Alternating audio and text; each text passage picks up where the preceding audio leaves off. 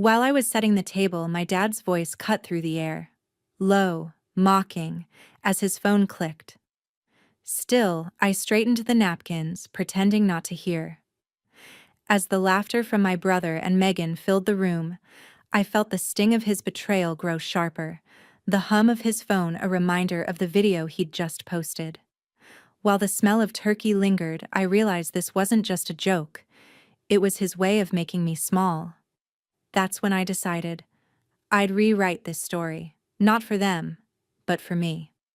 We're about to begin, but if you'd like, share where you're joining from. It reminds me this story doesn't echo into silence. It lands somewhere real. Drop it in the comments, and don't forget to subscribe. I lit the last candle at the center of the table, then stepped back and took in the whole scene. White tablecloth, the kind you only use twice a year.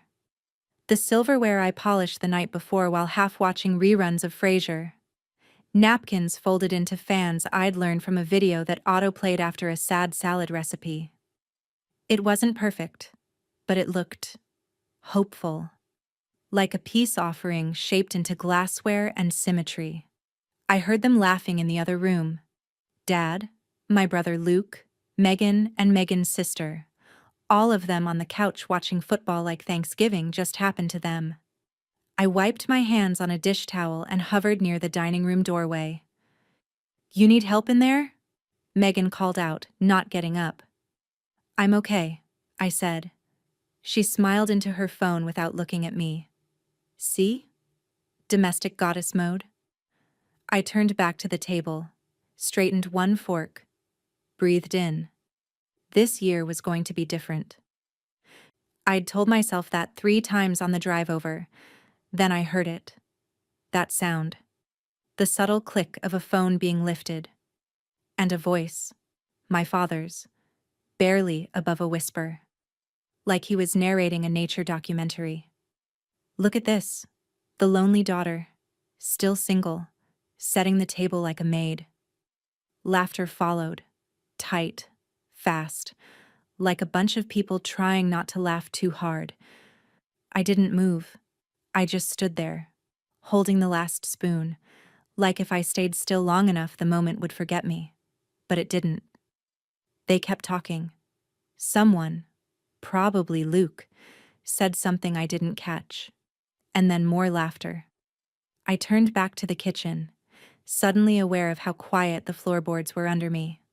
I opened a cabinet just to do something. Anything. While the heat in my face started to climb into my ears. It wasn't the words. Not just the words. It was the fact that it had been so easy for them. Effortless even. They weren't even mad at me. This wasn't punishment. This was just entertainment. I poured myself a glass of water and tried not to choke on the silence swallowing the back of my throat. When I stepped into the hallway to go check on the rolls, I passed Megan, still glued to her phone. She smirked. "You're trending." I blinked. "What?" She tilted her phone toward me. TikTok. A video already racking up views. There I was, standing at the table, my back to the camera, hands arranging plates. The caption? POV, when your daughter peaks at 33. I stared at it, then scrolled. Comments, emojis, people stitching it with their own sad family stories. Others making jokes. "Why is she folding napkins like it's a final exam? Girl's got major tradwife energy but no husband. Tell her to spinster harder." I locked myself in the bathroom, ran the faucet, gripped the edge of the sink until the room stopped tipping sideways. The mascara I'd tried to wear just enough had already started to pool under one eye. I wiped it with a piece of toilet paper. I could hear someone outside the door, Megan, again, laughing. "She's gonna post some think piece now, just wait." They didn't know I could hear them, that I was still there, that I wasn't just embarrassed, I was humiliated. And suddenly, weirdly, clear. I pulled out my phone, opened the camera, stared into it for a long second before pressing record. My voice came out lower than I expected.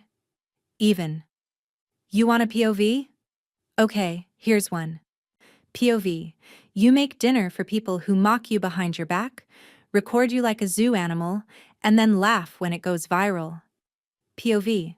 Your own father gets more likes off your humiliation than you've ever had on anything in your life. I hit stop. Saved it. Didn't post. Not yet. I walked back out. Past Megan. Past Luke. Straight to the dining room, and sat in Dad's seat. They all looked at me. Quiet now. Confused. I picked up the carving knife. Cut the turkey with a steady hand. Dad cleared his throat. You all right? I looked up, met his eyes, and said, You should take the video down. He rolled his eyes.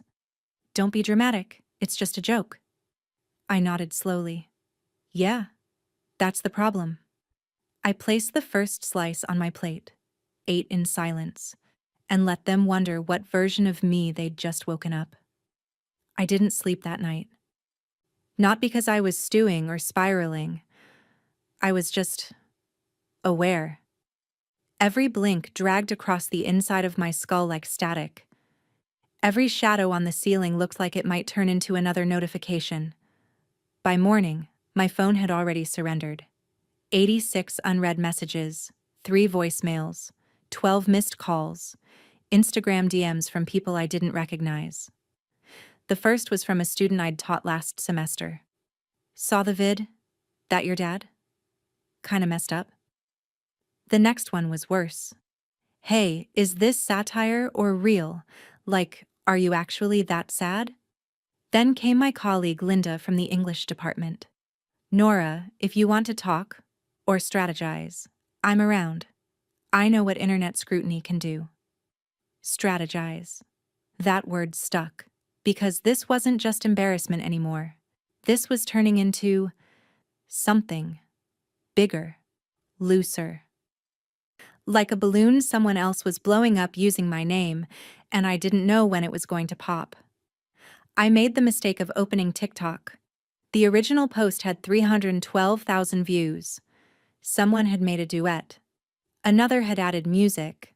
Light ukulele over my quiet, bent-over back, arranging plates like I was the butt of some millennial performance art piece. There were memes now.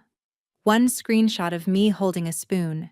Thanksgiving vibes from that one cousin who peaked emotionally in 2015.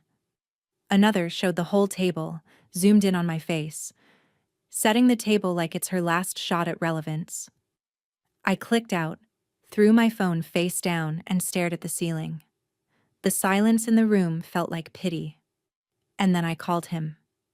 My father answered on the second ring, chipper like he was about to host a cooking segment. Nora. Wasn't expecting a call. You back home safe? You need to take it down. He paused, but not out of guilt, just calculation. Take what down? You know what, the video. He let out a breathy laugh, like I'd just asked him to cancel Christmas. Oh, come on, you're not really upset about that. I'm humiliated, Dad. You turned me into a joke. You filmed me without telling me, then posted it with a caption like I'm some kind of sad cliché. Relax, it's just humor, he said. It's viral. People love it. I don't care. I don't want strangers mocking me for doing something kind, for trying. It's not that deep, sweetheart. You always said I never engaged with social media. Now look, I'm a hit. I could hear Diane in the background, muffled, then closer as she picked up another line. Nora, sweetie, she said, soft and syrupy. He didn't mean anything by it. He was just being playful. You filmed me like I was a punchline, I said flatly. There was a long pause. I could hear my own breathing again, shallow and slow. Then Diane sighed. Can't you just let it go? Everyone's laughing. It's not malicious. That's not the point, I said. You're laughing at me. And now so is the internet.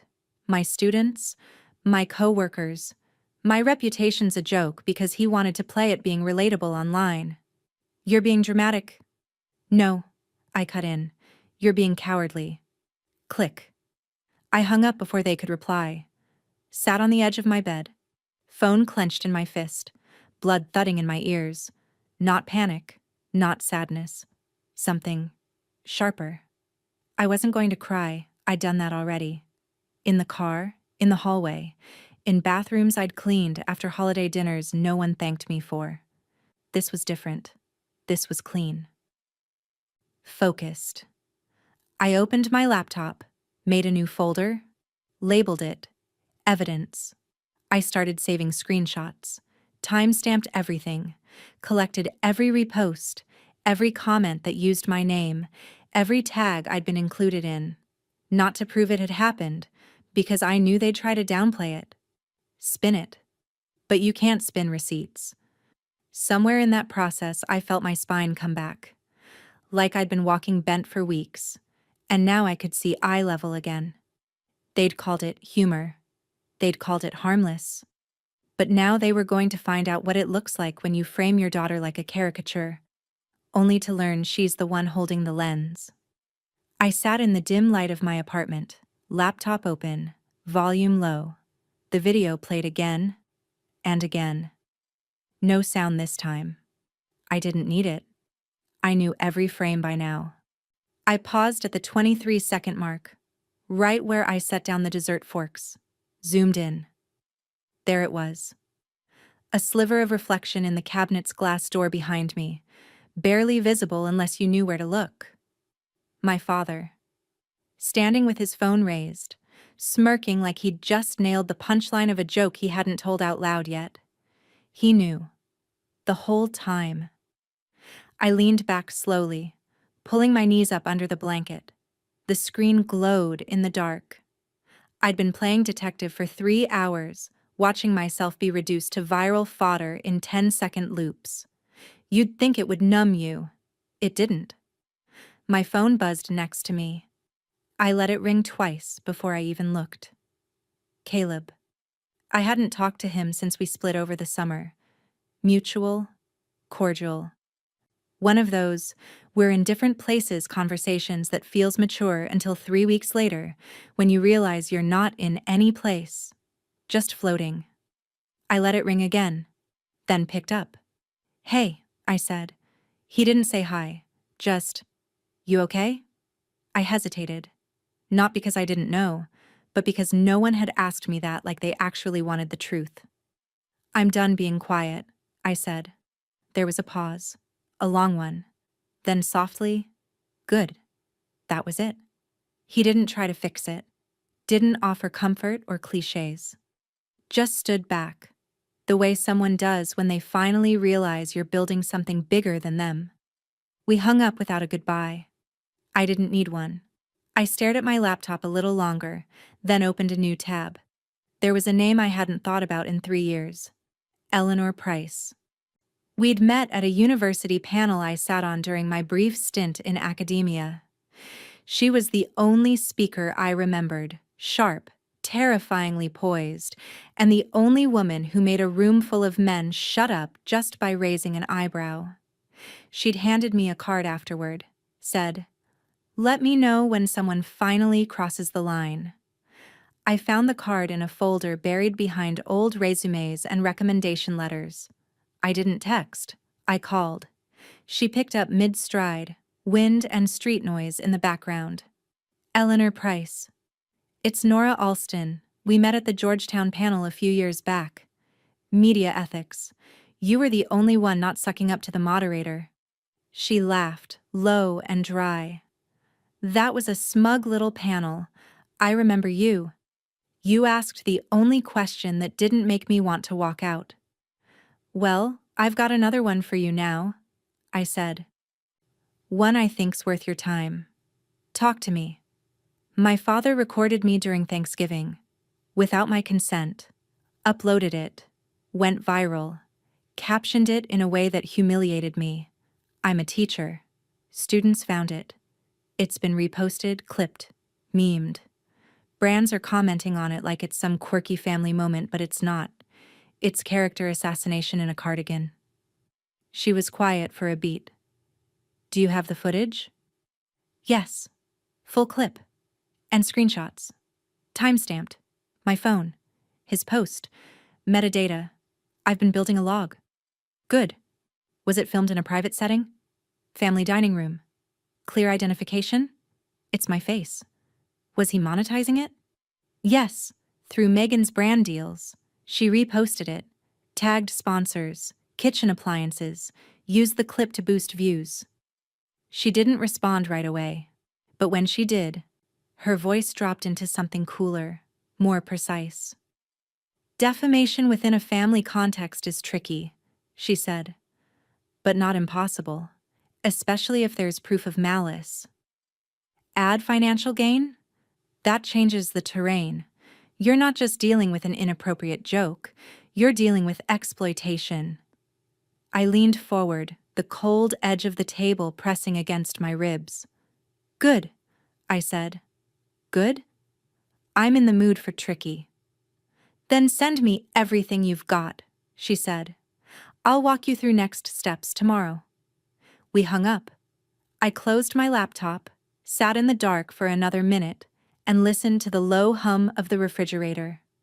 The ordinary sounds of a life no one had bothered to perform for clicks. And for the first time in days, I wasn't ashamed. I was awake. The next morning, my apartment felt smaller. Like the walls had moved in overnight, closing around the glow of my laptop. Eleanor called at 9 sharp. She didn't waste time on greetings. Ready? She asked. I think so. No, she said. You either are or you're not. Because once we start this, it's all timestamps and screenshots. Everything you've ever posted or liked will be picked apart if this goes public. You'll have to live in the details. I swallowed. Then yes, I'm ready. Her voice softened, but only slightly. Good. First rule. Save everything. Every comment, every repost, every offhand remark. I don't care how small it seems. If someone laughs at your expense online, it's evidence. Humiliation is proof. She spoke like a surgeon. Calm, efficient, deliberate. I followed every word, typing notes as fast as I could. You'll organize by platform, she said. Then by tone, mocking, supportive, neutral. Keep originals with metadata. If they delete, you'll still have the trail. It felt mechanical at first, cold, detached. But that was the point. Detachment was how you survived something like this. By the afternoon, my desktop was a constellation of digital folders. TikTok archive, screenshots batch A, work impact statements. I hadn't eaten all day, but I wasn't hungry. I was operating on something sharper. Eleanor emailed me a list of potential claims, words like misappropriation and emotional damages scattered across a spreadsheet. Legal language, but under it, I could read what she really meant. This is power, properly organized. By the time the sun dipped behind the neighboring buildings, she called again. Walk me through what we know about financial gain, she said. Megan tagged a brand on her story the night of Thanksgiving, I said, scrolling. The same video in the background. Dad's voice off camera, her laughing. The brand reposted it on their page. Product placement. Send it, she said. I forwarded the screenshot. Within seconds, she responded. He used Megan's influencer account to expand reach. That's indirect monetization. I exhaled, slow.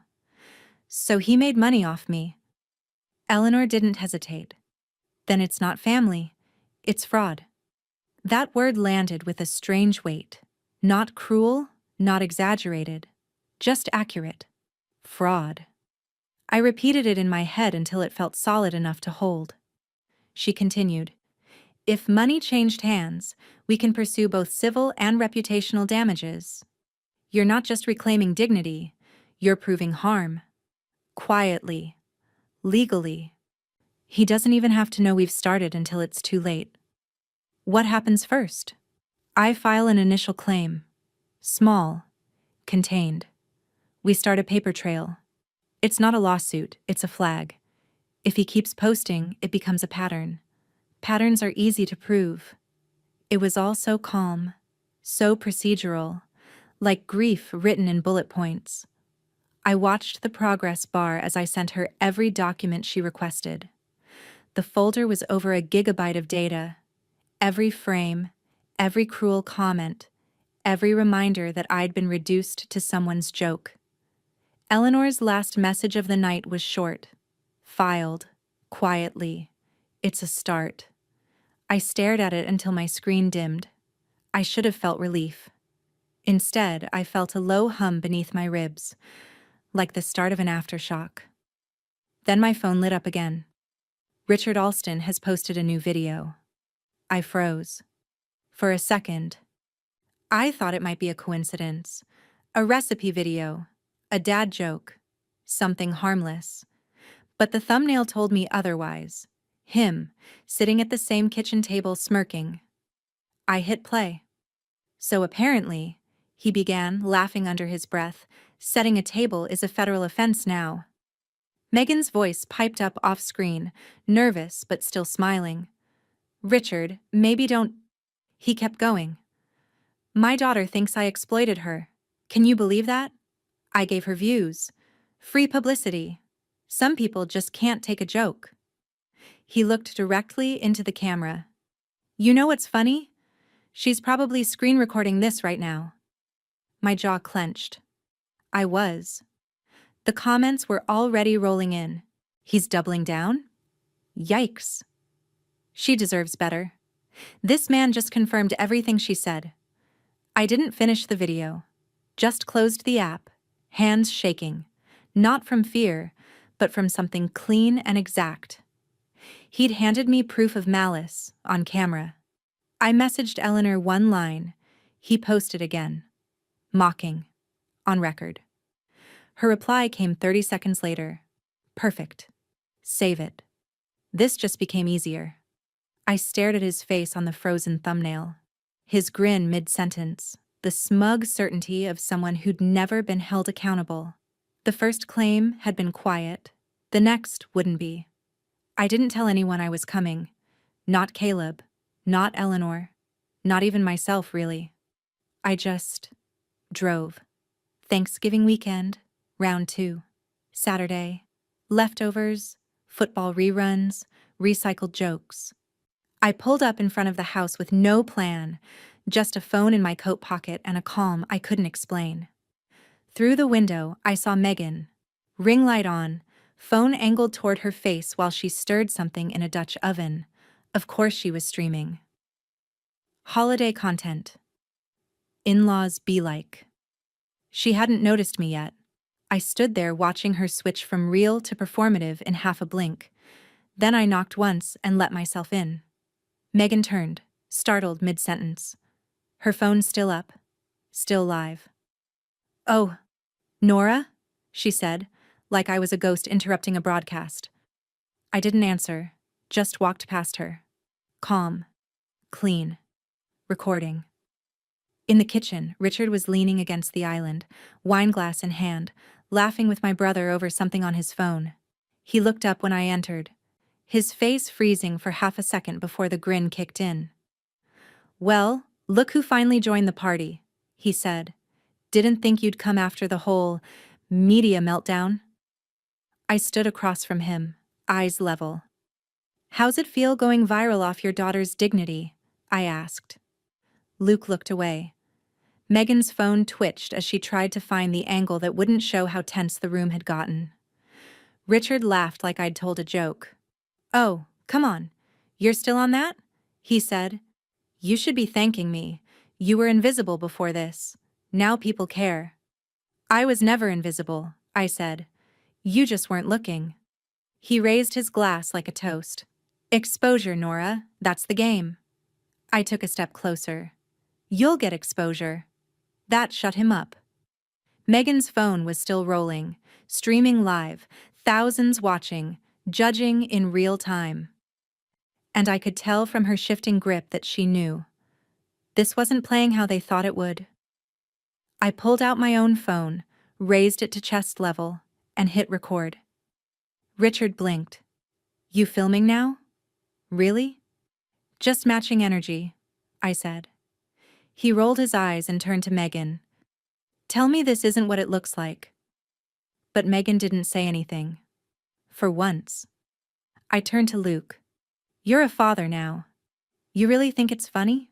Watching your kid get mocked by a bunch of strangers for setting a table? He opened his mouth, then closed it. Didn't speak. That was enough. I turned and walked toward the door. The moment I reached it, I heard Richard behind me again, voice rising, louder this time, trying to regain control. You think this is gonna play in your favor? You storming in like a victim? You are the punchline, Nora. You just don't get it. I didn't turn around. The camera was still rolling. Hers. Mine. 1,000 eyes on every second. The truth wasn't in who was louder. It was in who stopped trying to win. I stepped out into the cold and shut the door behind me. The lock clicked like punctuation. When I got to my car, I checked Megan's live stream. It had already been clipped. The chat exploded. Wait, what did he just say? He's her dad? This feels abusive as hell. I'd sue, seriously. Protect Nora at all costs. Reddit threads were spinning up before I'd even started the engine. On Twitter, someone had posted a screenshot of my face just before I turned to leave. Caption: When the quiet one finally calls the room out loud. I didn't speak. Just sat there for a moment, keys in hand. Inside the house, the party would continue. Awkward laughs, blame shifting, maybe another video to reclaim the narrative. But out here, people had seen it for themselves. Not the edits, not the performances, just the truth. And that was louder than anything he'd posted so far. By the next morning, the clip had a name I didn't choose. Daughter destroys toxic dad, Thanksgiving livestream meltdown. It was everywhere. Clipped, stitched, subtitled, framed with pop culture audio. Reposted by feminist accounts and media lawyers. One version even had someone narrating it like a courtroom drama. My phone buzzed nonstop. Texts, tags, screenshots from people I hadn't heard from in years. I didn't answer any of them. Instead, I opened a new document. Title: Silence as Strategy. It wasn't a manifesto. Just a note to myself. You don't need to explain what they just watched. By noon, 3 brands had pulled their partnerships with Megan. Someone on Twitter had flagged a kitchen appliance sponsor. Screenshots of her tags, links to her influencer page, a side-by-side of her smiling during the live stream while I stood across from her husband's father like I was on trial. Then came the comment sections. This is why family content makes me uncomfortable. You film your daughter's breakdown for clout, and now you're shocked it backfires? We've all been Nora, but we're done staying quiet. I stayed off TikTok, kept the apps open just long enough to collect and archive.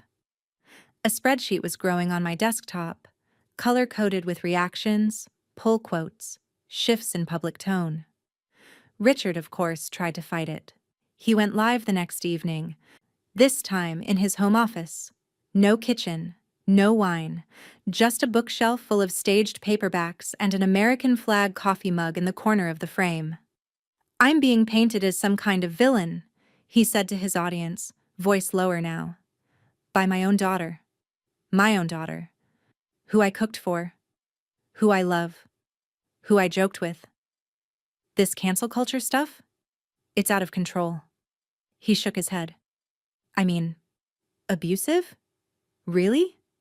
That's what we're calling setting a table now? The comments were split.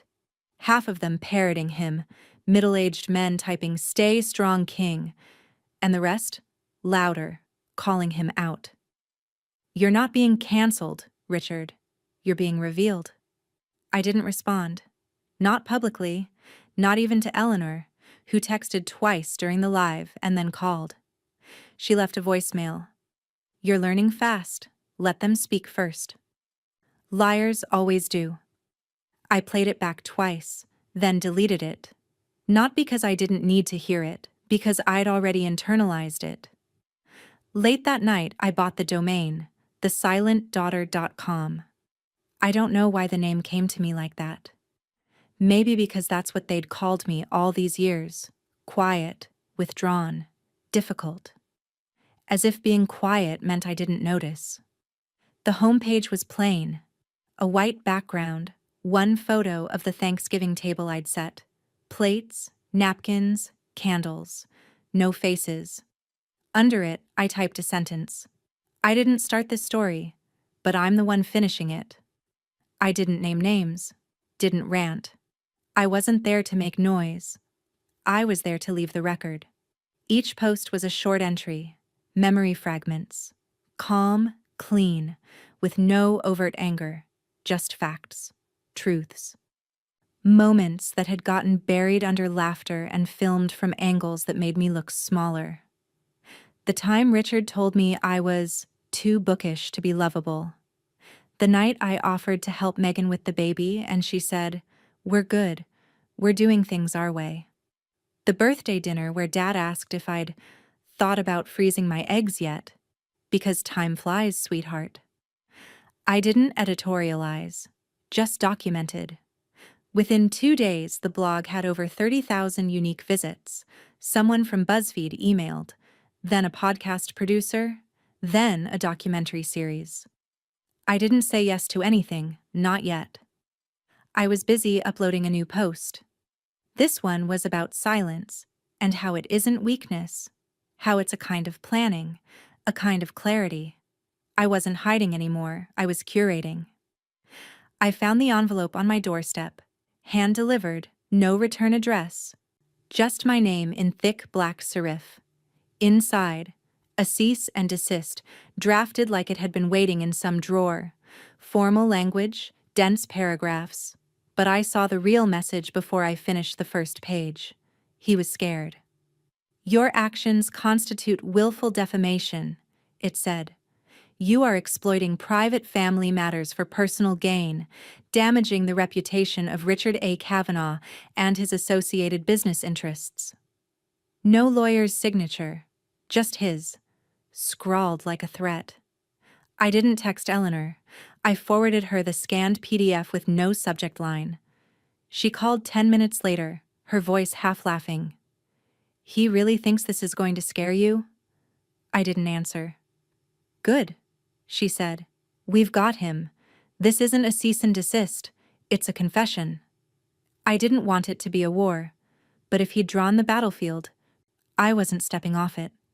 That night, I logged into the admin panel of thesilentdaughter.com and created a new section, Receipts. No dramatics, no op-eds, just embedded screenshots and data. First, a payment report. Amazon storefront affiliate links tagged with Kavanaugh Fam Kitchen, earning over $18K in a single month. Then, ad revenue breakdowns tied to the Thanksgiving livestream, including retroactive monetization of older family dinner clips. I uploaded a thumbnail of an internal memo Megan had forwarded me a year ago. Subject line, "Nora rebrand would perform well with Gen Z." Then the texts. One from last April. "Richard, I get why influencers do this, sesquiosec. Easy money when your kid has a breakdown and you catch it on camera. We're not there yet. But one day." They'd been sent during a shoot for a Father's Day promo. I remember the sound of clinking glasses while he typed. The page didn't say vindication. It said, "Here's what happened. You decide." By morning, it had over 200,000 shares. A blue-check journalist subtweeted the clip with the caption, "Turns out the villain edits his own footage." Someone posted a side-by-side of his live-stream denials with the leaked texts. A lawyer stitched it with commentary. This is how defamation cases collapse in public. Eleanor forwarded me an email from a pro bono litigation group. They wanted to help. I said yes. Then Diane called. It was just past 10 a.m. and I almost didn't pick up. But I knew I needed to hear it. She didn't say hi. She just cried. "He's losing everything," she said. Her voice frayed at the edges. "The agency dropped him. His PR firm said there's nothing they can do. He's just, he won't eat. He says he can't leave the house. I didn't say anything. I know you hate him, she whispered. But this isn't what you wanted, right? I let the silence stretch. She had to feel it. Diane, I said finally. He started with me. A click. She hung up. I sat there, still holding the phone. I wasn't shaking. I wasn't even angry. Just hollow. Like the part of me that used to wince when his name was spoken out loud had finally stopped bracing. Eleanor showed up that afternoon, unannounced, in jeans and a blazer with coffee and a manila folder. She didn't waste time. I've drafted the first filings, she said. Emotional distress, patterned gaslighting, exploitive monetization without consent. We're using the text history, the live stream metadata, the brand contracts you never signed. It's all actionable. I looked at her hands as she laid everything out on my table. She was calm, efficient, surgical. You okay? She asked, softly this time. I nodded. Yeah. She paused. You're allowed to feel two things at once, you know. I know. Outside, someone passed by the window, probably just a neighbor, but I caught myself flinching. I hadn't left the house in 3 days. Not because I was afraid. I just didn't know what the world would look like now that people saw the truth. Eleanor reached into her bag and pulled out one more thing, a printout from a social analytics dashboard. This isn't going away, she said. You're not a moment anymore. You're a movement. I scanned the page. Mentions, traffic spikes, a heat map of reposts across platforms. But my eyes stopped on one line at the top. A trending tag. Silent no more. I hadn't created it, but I felt it settle on me like armor. Eleanor tapped the folder once. We serve him Friday. Then she looked up at me. Unless you're not ready. I didn't answer. I walked to the kitchen, poured a glass of water, and looked out at the bare trees in the backyard. The silence wasn't heavy anymore. I turned back. Let's finish it. I thought the hard part would be proving the truth. It wasn't. The hard part came 3 days later, on a Tuesday afternoon, with the light cutting in through the blinds at the exact angle it used to when I'd come home from middle school. Backpack slumped, skin too tight from trying to stay invisible all day. I was folding laundry, mundane, grounding, when I saw the email. Account notice. Your content has been flagged for policy violations.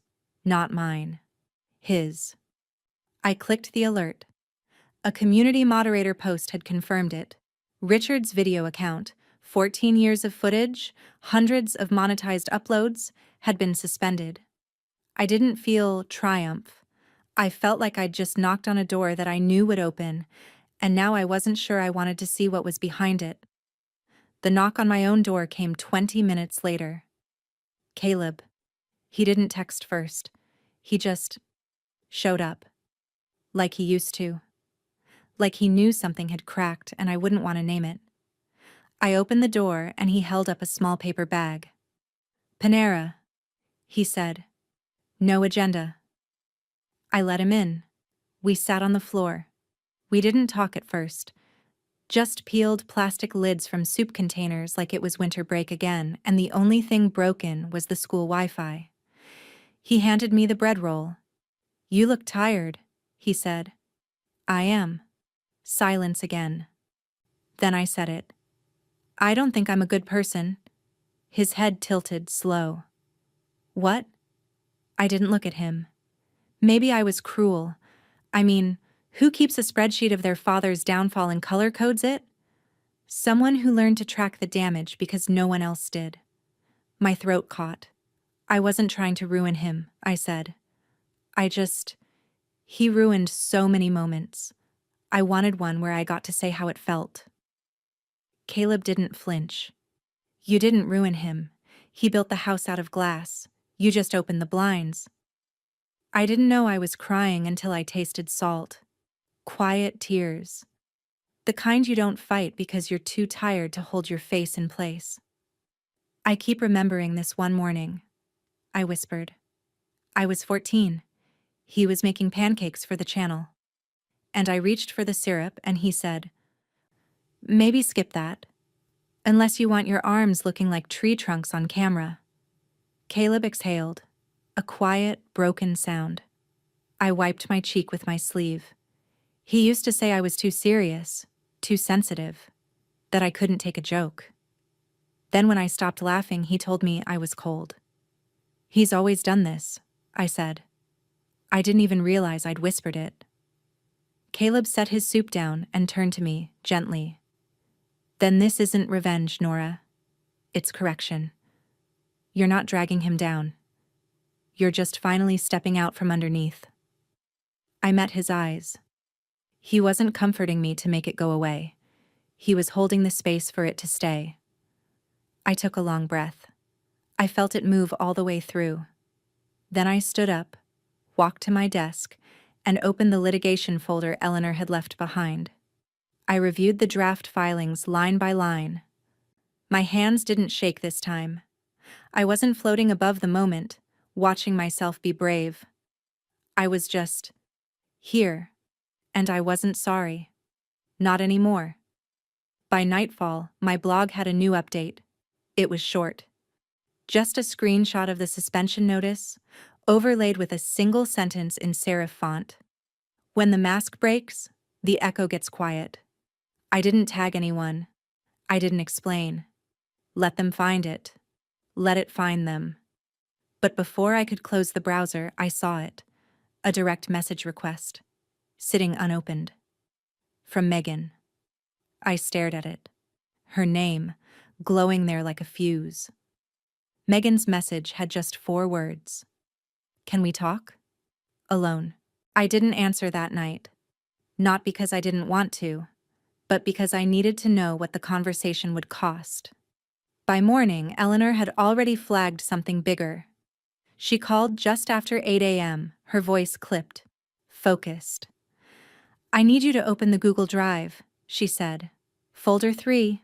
Look for a file called Ad Spend Q4. I pulled it up. Rows of numbers, vendor codes, billing tags. It didn't mean much to me until she walked me through it. "Those campaign IDs?" she said. "They're tied to paid media placements. YouTube, Instagram, Facebook. Every one of them pushed traffic toward clips from the Thanksgiving stream. Some boosted within 48 hours of the viral spike." I blinked. "Okay, so?" Eleanor inhaled. "Nora, they were paid for through Richards LLC, his kitchen brand. That's not just a personal reaction anymore. That's corporate funding to capitalize on footage where you were the product, without your consent." I sat back. That shifted everything. "He used business funds to promote the meltdown?" I said. She didn't hesitate. "That's misuse of corporate assets for personal crisis management. If we can tie it to a pattern, we're talking about wire fraud. Possibly mail fraud depending on invoices. This moves it up. Federal level." A beat of silence, then, "Do you want me to file?" I looked out the window. The sky was thin and overcast, like it couldn't commit to anything. I thought about the camera lens he'd pointed at me every holiday, about the apron that said Kavanaugh Family Values hanging in the background while he joked about my weight, about the moments that went viral because pain always plays well with a laugh track. "File it," I said. Later that day, I met Megan. We sat in the corner of a bakery that used to be a bank, the kind of place where people pretend to read novels while answering Slack messages. She wore sunglasses indoors, a trench coat, like this was some kind of spy movie. She didn't hug me. I didn't offer one. She went first. "I didn't know he was using the company card," she said. "I swear. I thought it was just damage control." I stirred my coffee, watching the cream swirl like it had somewhere else to be. "Megan," I said, "you were tagged on those ads. Your face was on the promos." I was told it was a retargeting campaign. I didn't even approve the copy. You let him pay to amplify my breakdown. Her hands were trembling. It wasn't supposed to go this far.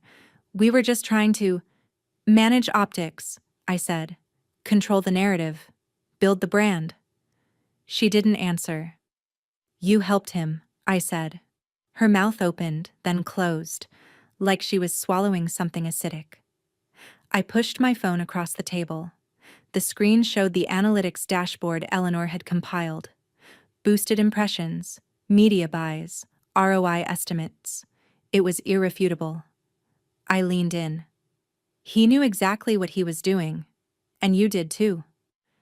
Megan looked away, and for a moment I saw it.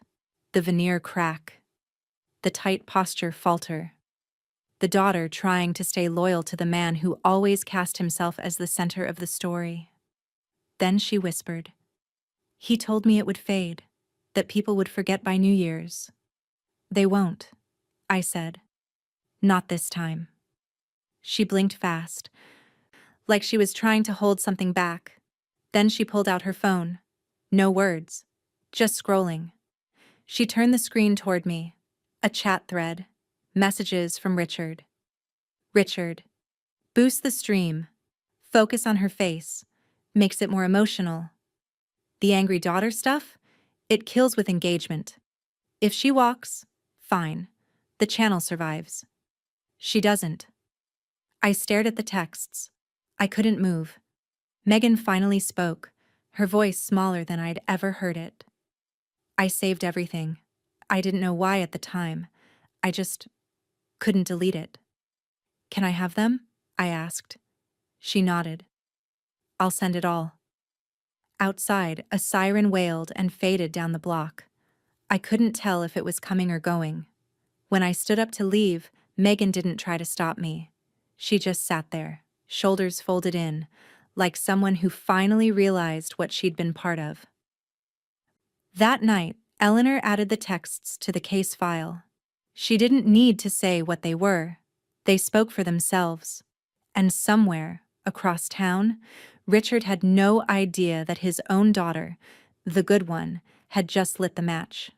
I didn't hear about the collapse from a headline. I heard it from Eleanor's voice, flat through the phone as she scrolled through a docket that had just gone public. "They've frozen the accounts," she said. "The business license is under review. 2 sponsors have filed breach of contract notices." She paused. "And CNN just picked it up." I was standing in my kitchen, fingers still damp from rinsing a plate I hadn't eaten off. Outside, the trees were bare and still, like the whole street was waiting for the air to break. "What's the headline?" I asked. A pause. Then she read it. "Father faces lawsuit for viral defamation scheme. Influencer empire under federal investigation." I felt something shift in my chest. Not joy, not closure, just weight. Like my body finally understood it could stop bracing. The empire had fallen. By the next morning, every platform that had once partnered with Kavanaugh Family Kitchen had released statements. The YouTube channel was dark. The merch site redirected to a 404 page.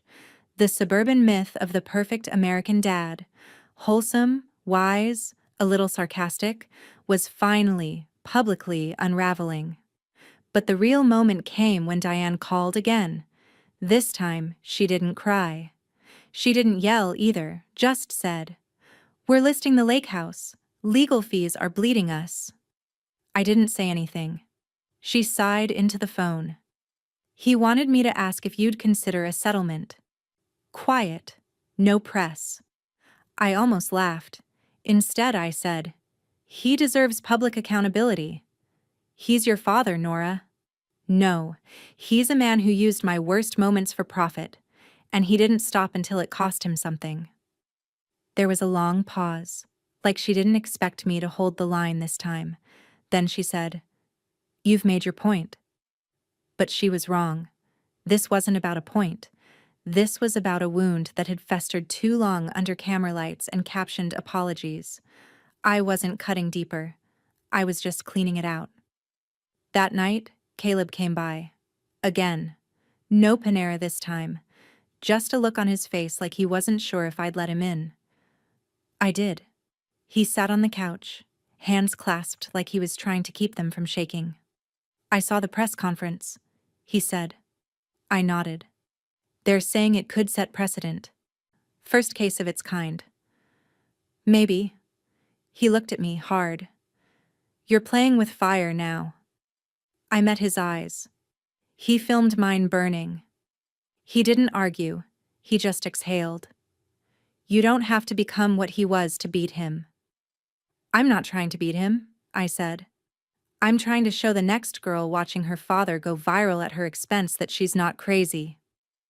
Caleb didn't reply, but something softened in his jaw, like he understood even if he hated how much I meant it. Then came the court date. The courtroom wasn't like on TV. No dramatic music, no gasp from the gallery. Just dry carpet, murmurs, and the click of a stenographer's keys. Eleanor sat beside me in navy, calm and composed. Across the aisle, Richard looked smaller than I remembered. His blazer too sharp, his smile too forced. Diane sat behind him, rigid. I took the stand. The bailiff swore me in, and I did what I had promised myself I would. I didn't tremble. I didn't tear up. I didn't tell them what kind of father he was. I told them what he did. I described the contracts I never signed, the camera setups, the monetization dashboards with my face as the thumbnail. I read aloud the text. If she walks, fine. The channel survives. She doesn't. The courtroom didn't gasp. But Richard flinched. And that was enough. When it was over, I stepped down and looked at him. Really looked. Not as my father. As a man who'd built a life on the backs of people too stunned to speak for themselves. He didn't meet my gaze. That was his testimony. Outside, reporters waited. Eleanor blocked most of them, but I knew eventually I'd have to say something. The movement was no longer just mine. I was its name now. Its spine. I hadn't decided what I'd say, but as we reached the sidewalk, Eleanor's phone buzzed. She glanced down. Don't react, she said. I didn't. She turned the screen toward me. It was a notification. Megan Kavanaugh has uploaded 47 new files to shared drive. For court. The knock came just after noon. I knew it was Diane before I even looked. Her knock had a rhythm. Impatient but careful. Like she didn't want the guilt to echo too loud. I didn't invite her in right away. She stood on my porch with a canvas tote slung over one shoulder and her coat still open, despite the wind. Like she wanted this to look casual, unscripted. It wasn't. When I opened the door wider, she stepped in like she already knew the route. But I watched her take in the house. Its stillness. Its honesty. No ring lights. No soft boxes. Just a bookshelf. A couch. A real life. She sat without being asked. Across from me, but not too close. I'm not here to fight, she said. Her voice was thinner than I remembered. I needed to look you in the eye. I waited. She looked down at her hands, folded like she was still holding a prayer she didn't quite believe in. He's not eating, she said softly. He barely sleeps. Every day there's another article, another post, and now with Megan. I didn't flinch, but I felt my spine straighten. She did the right thing, I said. I know, Diane said quickly. I'm not here to undo any of that. Then she looked up at me, and there it was, the crack beneath the resolve. But he's still your father. It wasn't a plea. It was an accusation disguised as love. I stood, slowly, not angry, just steady. No, I said. He stopped being that when he turned me into content, when he edited out my boundaries and captioned my discomfort, when he filmed my silence and called it a personality. Diane's lip trembled. It wasn't all bad. I nodded. No.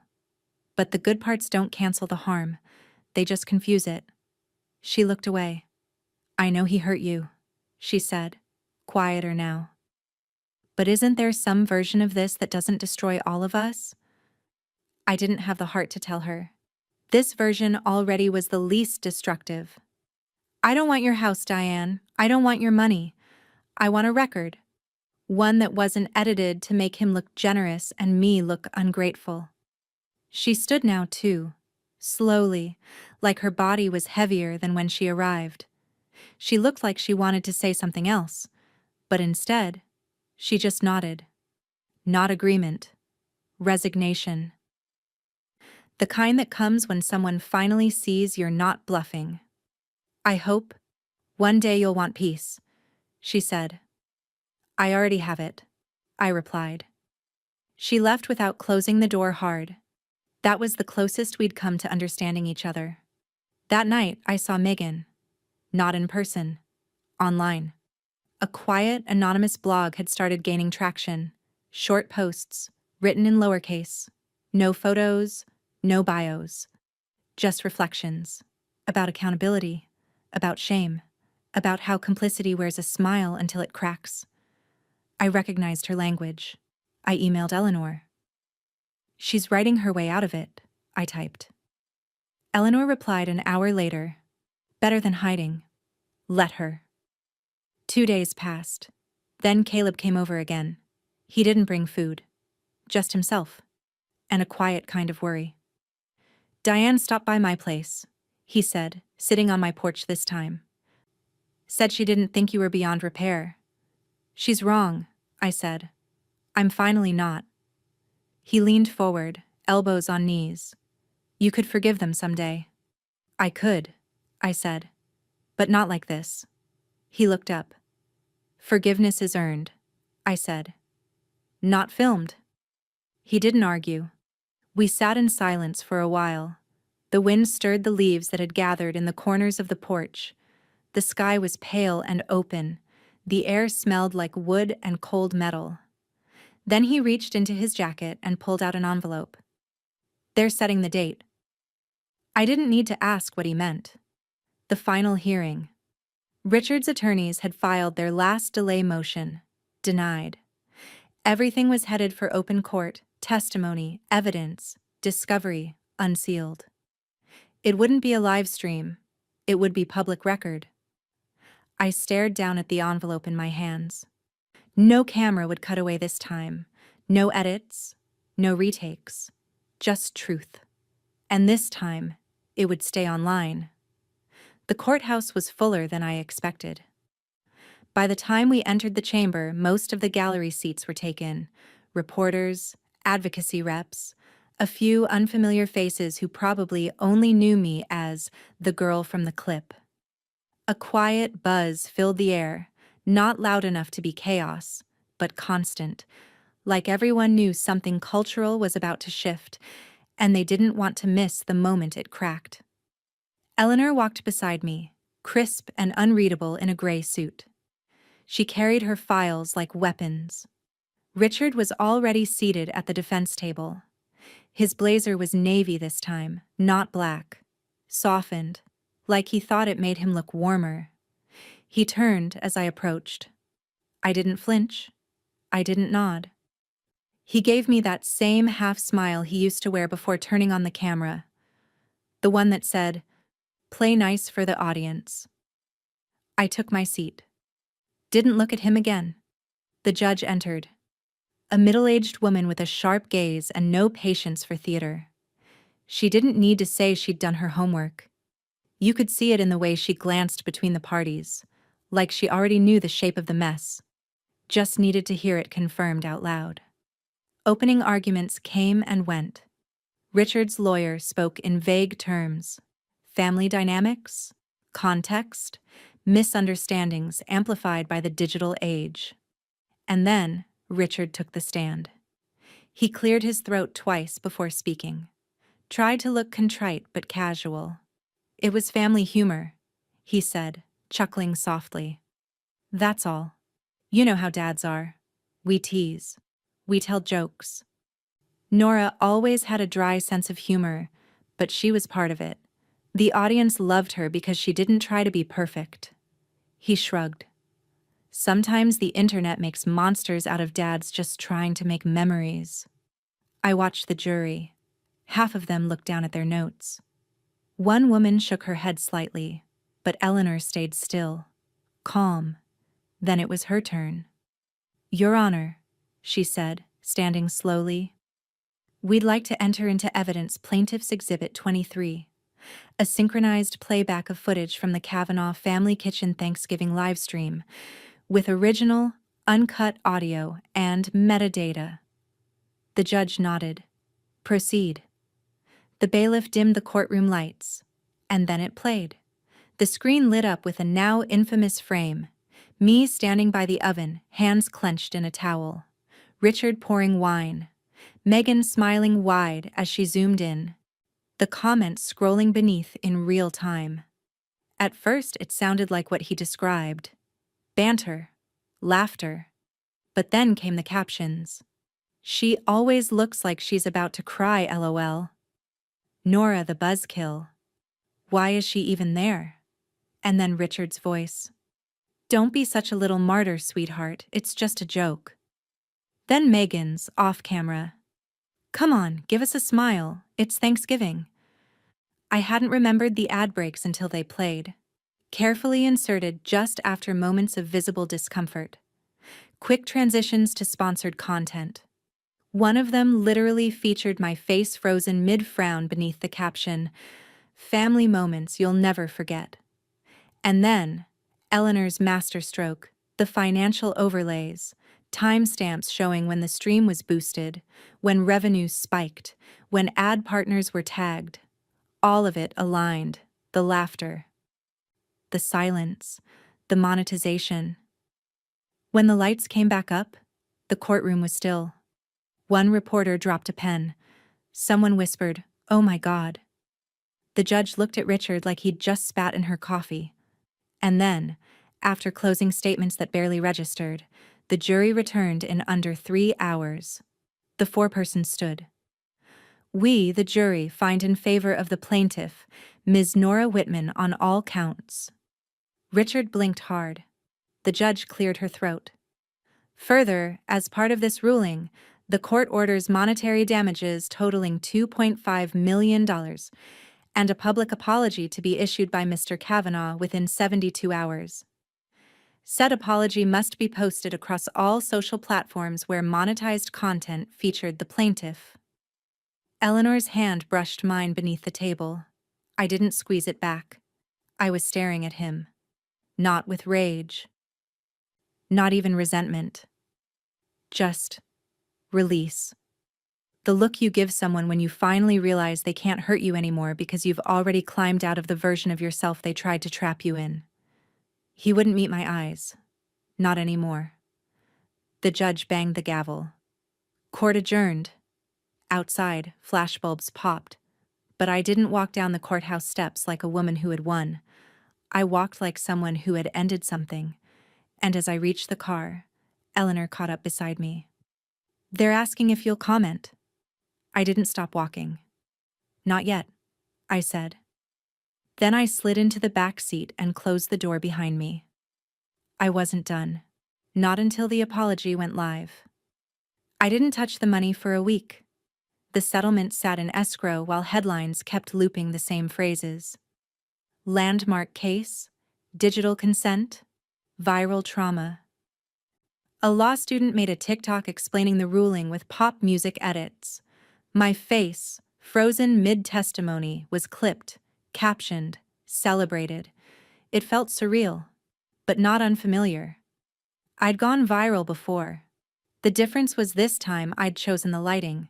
On the 8th day, I opened a new browser tab and bought another domain, thehealinglens.org. The name came to me fast, like it had been waiting. The logo was simple, a camera lens split down the center, half shattered, half in focus. Eleanor called it perfect. I didn't ask for her permission, just her help registering it as a nonprofit. The mission was clear: provide legal, emotional, and digital support to people whose worst moments had been filmed, posted, memed. We'd start small, a resource hub, a trauma-informed media guide, a directory of pro bono attorneys, but it needed a first video. A face, a voice, mine. We filmed it at Caleb's studio. He offered without asking, then quietly adjusted the lighting until it softened the edges of my face but left the shadows where they belonged. No scripts, I said. Just you, he nodded. Take your time. I sat in front of a plain backdrop. No ring light, no filter, and I told the story, calmly, cleanly. I spoke of growing up in a house where jokes came with disclaimers, smile or they'll say you're bitter. I talked about the quiet ways control can wear a holiday sweater. I described the clip that broke the internet, and how the worst part wasn't going viral. It was realizing how many people saw the truth in it and said nothing. I didn't name Richard. I didn't have to. The edit was under 5 minutes. Caleb sent the final cut the next day. We uploaded it at 6 p.m. on a Thursday. By 10, it had 2 million views. This time, the comment section didn't ask me to smile. It thanked me for speaking. It told its own stories. It called out teachers who filmed meltdowns, parents who live-streamed punishments, influencers who used their children's tears for brand deals. It tagged resources. It stitched reflections. It didn't just react. It built. I didn't cry. I felt something settle in me that hadn't known rest before. And then, like it always happens, my phone buzzed with a name I hadn't seen in days. Megan. I let it ring 3 times. Then I answered. I watched it, she said. Her voice sounded soft, unsure, human. And I'm proud of you. I waited. That's not what you called to say, I replied. A pause. She exhaled. I wanted you to know I see it now. The way he edited you. The way I did. Too. You could have stopped him. Another pause. I know. Then. But you did. There was no defense in her voice. No performance. Just a quiet surrender. I didn't forgive her. Not in that moment. But I believed her. When the call ended, I stared at the lock screen. The video had passed 6 million views. Healing Lens was trending globally. Influencers posted black and white selfies captioned, "I am not your content." Celebrities retweeted it with one-liners about digital dignity. And Richard? Nothing. No post, no statement, no apology. His accounts were still up, but untouched. The silence was louder than anything he could have said, and I knew why. He had spent years controlling the narrative. Now he couldn't even find the frame. I opened the blog and typed a new entry. Not angry, not triumphant. Just truth. You filmed me becoming someone I wasn't. I filmed myself becoming someone I am. I hit publish. Then I shut the laptop and looked at my reflection in the window. Clear, unfiltered. The internet had turned the spotlight on me without asking. This time, I was the one who lit the scene. Richard didn't disappear overnight. He eroded. First, the old sponsors pulled archived posts. Even brands that hadn't worked with him in years issued quiet statements of updated values and content reevaluation. The cookbook publisher pulled his titles from digital shelves. A chef on a morning show joked, "Let's not go full Kavanaugh," and the clip trended by noon. By the time a podcast ran an episode titled, "When Fathers Fail Online," his name had become shorthand.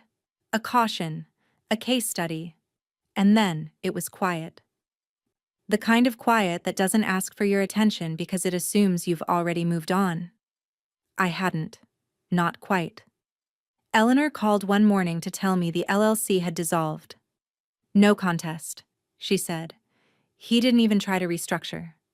A pause. Then. You should know. Diane filed. Divorce. Quietly. I didn't ask for details. Some endings don't need elaboration. A week later, I drove back to the house. The one I grew up in. It was listed. Empty. A staging company had tried to neutralize it. Gray throws on beige couches, fake lemons in a bowl on the island. But the bones were the same. I let myself in through the front door. No one was there. Just a key under the mat and a lockbox code Eleanor had pulled through the realtor. I didn't wander. I knew exactly where I needed to stand. The kitchen. Right between the stove and the sink. The same square of tile where the clip had begun. I closed my eyes. I could hear the ghost of it. The performative laughter, the clink of wine glasses, the gentle chime of the oven timer meant to sound like nostalgia. A version of me had lived here, but not all of me. I opened my eyes and looked around the room. It wasn't haunted. It was just over. That night, I told Caleb I wanted to delete the video. We were sitting in his car outside a late-night diner, coffee cooling between us, fog starting to press at the windows. "You sure?" he asked. I nodded. He studied me for a long moment. "You won, you know." "No," I said. I ended it. His jaw tightened just a little, then relaxed. "Yeah," he said. "That's heavier, but better." I went home and sat at my desk. Logged into the platform where the Healing Lens video had lived. 7 million views now, thousands of comments. I didn't reread them. I didn't need to. I hovered over the delete button, felt the way my fingers didn't tremble. Then I clicked. The screen flashed once, then refreshed. Gone. Not because I regretted it, but because I didn't need to see it anymore to know it happened. Sometimes healing isn't about proof. It's about permission. To move on. Later, I updated the homepage of the Healing Lens site. The video section was blank now. Just a short note. Stories matter most when we decide how they end. I didn't share it. I didn't tag anyone. The ones who needed it would find it. I got a text from Megan the next day. "Megan, did you take it down?" Me. "Yes." A few minutes later. Megan. "I'm glad. It was powerful. But now it's yours again." I didn't reply. Not yet. The next morning, a letter arrived. No return address. No handwriting I recognized. Inside, a single sheet. Typed. No signature. I thought I was building a legacy. Turns out I was just pressing record on my own decline. I folded it once. Didn't cry. Didn't frame it. Just slid it into the back of a drawer and shut it. Not forgiveness. Not even an ending. Just a chapter closing with no need for applause. But when I looked out the window, the light hit the glass just right. And for the first time, it didn't feel like a spotlight. It felt like morning. It was strange how fast a year could pass. Stranger still, how quietly it could return.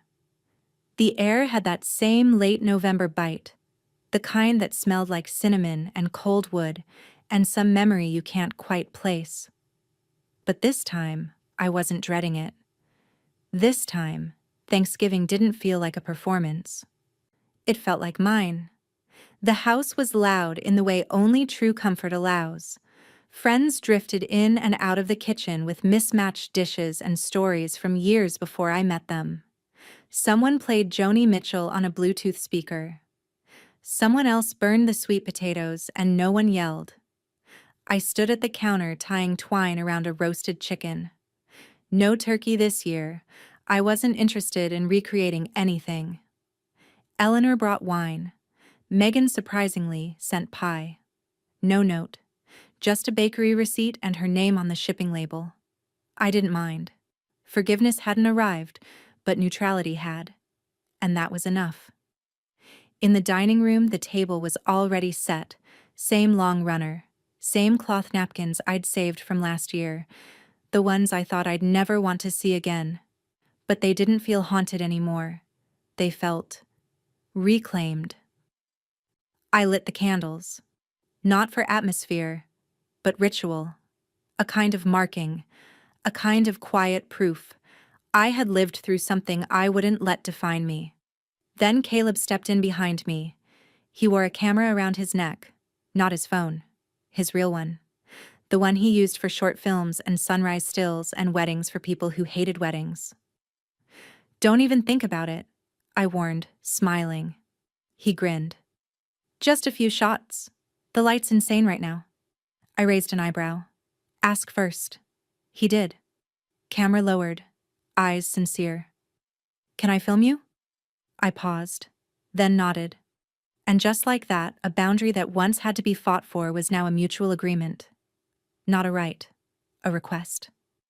He hit record, and I didn't freeze. I didn't shrink. I laughed, loud and open and a little messy, as someone in the other room dropped a plate and yelled, "We're fine!" Everyone laughed. Caleb caught the moment. But this time, I wasn't the story. I was part of the scene. He panned gently, and the camera passed across my face. No tension in my shoulders, no tight jaw. Just me, arranging rosemary sprigs around the edges of a serving tray, smiling without permission or performance. He caught it, and I let him. Later, as we all squeezed around the table, elbows bumping, laughter overlapping, I stood to pour the wine. Caleb had shut the camera off long before. There would be no live stream, no family kitchen special. Just memory, unmonetized. I raised my glass. Everyone quieted instinctively. I didn't rehearse it. I didn't need to. To finally setting my own table, I said. The clinks were soft but sure. We ate. We laughed. We shared. No one asked me about the trial. No one said the word viral. They just passed the potatoes and told bad stories about worse dates and asked for seconds. It felt like an ending, but not the kind that closes a door, the kind that opens a window. After the dishes were stacked and the last slices of pie cut, I stepped outside for a moment. Alone. The night was cold, crisp, quiet. I could still see my breath. Inside, someone turned up the music again, Fleetwood Mac this time, and I smiled. Last year, that same night, I'd stood in a kitchen like a witness at my own undoing. This year, I was just home. And for the first time in a long time, the punchline was mine. Last Thanksgiving, I was their joke. This one, I'm the punchline they can't afford.